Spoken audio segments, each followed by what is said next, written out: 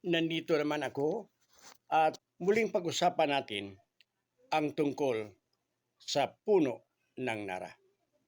Ngunit hayaan niyong isalaysay ko sa inyo at kayo nang mag-intindi sa panalita kong Tagalog dahil hindi talaga ako kabisado. Alam niyo, sa ating panahon ngayon, maraming lumabas na mga sakit. Kaya isang grupo ng manaliksik, pinag-aralan nila ang bisa o ang puno ng Nara.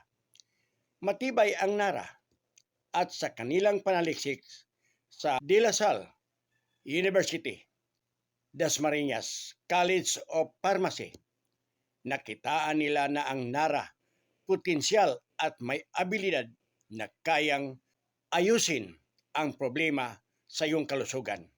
Kanser, diabetes, prostate o kahit ano pang problema sa pangkalusugan. Ang Nara kaya niyang gamutin, patibayin ang katawan mo.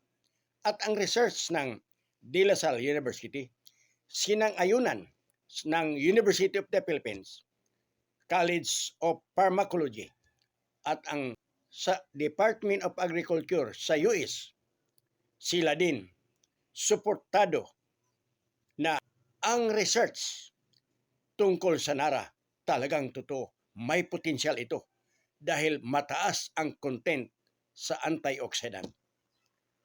Alam ninyo, tingnan nyo ang ating mga kapatid na katutubo. Ba't hindi sila masakitin, mga malulusog? Dahil part na sa kanilang buhay ang paglaga at pag-inom ng Nara as ate. Subukan nyo. Paano gawin?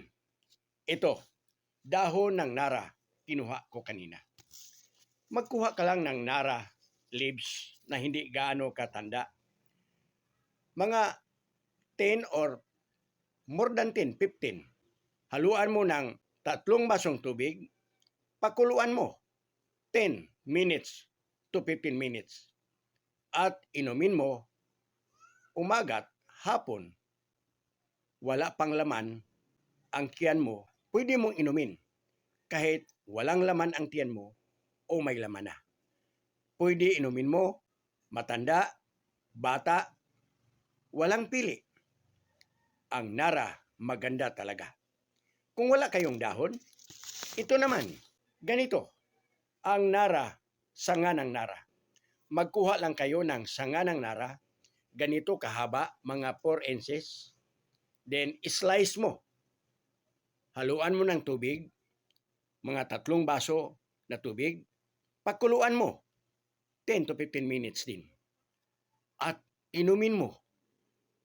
Sigurado na tulad ng Nara, matibay, patibayin din ang katawan mo laban sa mga sakit. But alam ko, dahil ako ay herbalist.